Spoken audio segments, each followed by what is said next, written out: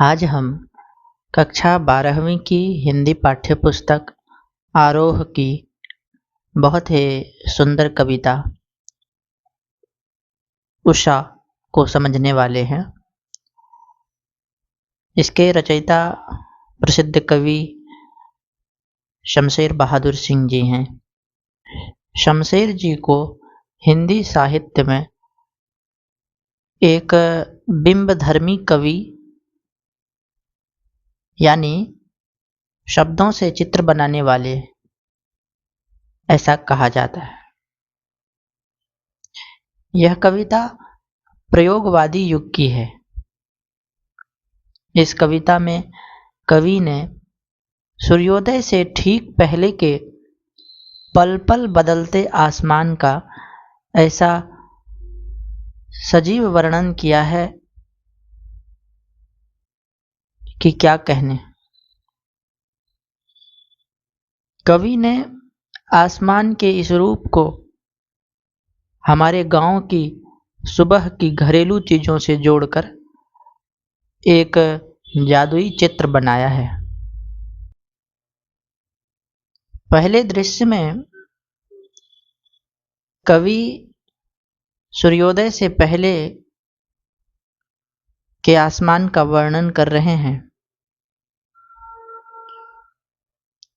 वह कहते हैं कि सुबह का आकाश एकदम नीले शंख के समान गहरा नीला और पवित्र लग रहा था। जिस तरह शंख को पवित्र माना जाता है, वैसे ही सुबह का वातावरण भी अत्यंत निर्मल और शांत है। आगे वह कहते हैं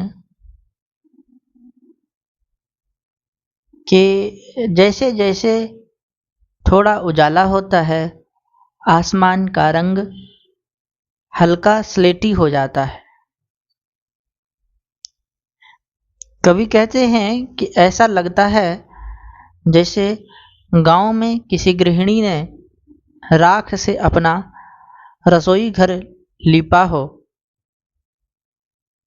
और वह चौका अभी गीला पड़ा है। इससे वह आसमान की नमी और ताजगी को दर्शाते हैं। दूसरे दृश्य में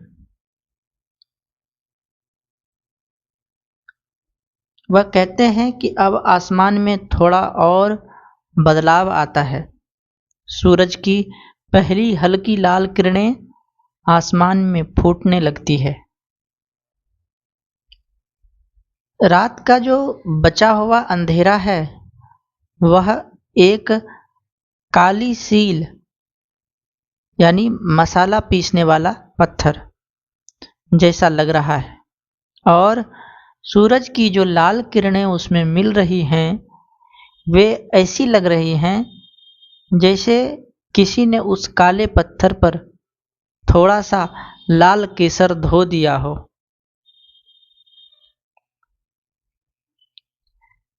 आगे कवि एक और उदाहरण से समझाते हैं कि अंधेरे आसमान को देखकर ऐसा लगता है जैसे किसी बच्चे की काली स्लेट पर किसी ने लाल रंग की खड़िया घिस दी हो। यहाँ कवि ने प्रकृति के रंगों को एक छोटे बच्चे की मासूमियत से जोड़ दिया है। तीसरे दृश्य में अब सूरज आसमान में थोड़ा और ऊपर आ गया है, तो वह कहते हैं कि गहरा नीला आसमान अब नीले पानी की तरह लग रहा है और उसमें चमकता हुआ सफेद पीला सूरज ऐसा प्रतीत हो रहा है जैसे नीले पानी के अंदर किसी सुंदर स्त्री का गोरा शरीर स्नान करते हुए झिलमिला रहा हो।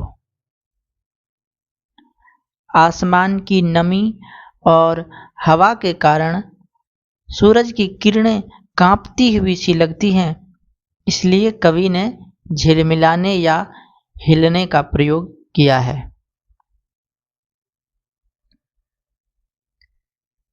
अंतिम दृश्य में कवि कहते हैं कि आसमान में पल पल बदलते रंगों का यह जो जादुई खेल चल रहा था वह अब टूट गया है। यह जादू क्यों टूटा? क्योंकि अब पूर्ण रूप से सूर्योदय हो गया है। सूरज पूरी तरह निकल आया है और उसकी तेज रोशनी में आसमान के सारे रंग गायब हो गए हैं और चारों तरफ दिन का उजाला फैल गया है। इस कविता में भाषा सहज, सरल और साहित्यिक खड़ी बोली का प्रयोग किया गया है। शैली प्रयोगवादी कविता है जो मुक्त छंद में लिखी गई है। बिंब में हम कह सकते हैं कि यह कविता गतिशील बिंब का एक शानदार उदाहरण है। कवि ने राख से लिपा चौका, काली सील, स्लेट जैसे एकदम नए और ग्रामीण उपमानों का प्रयोग किया है। अलंकार में नीला शंख जैसे में उपमा अलंकार है और कि जैसे धुल गई हो तथा जैसे हिल रही हो, इसमें उत्प्रेक्षा अलंकार है।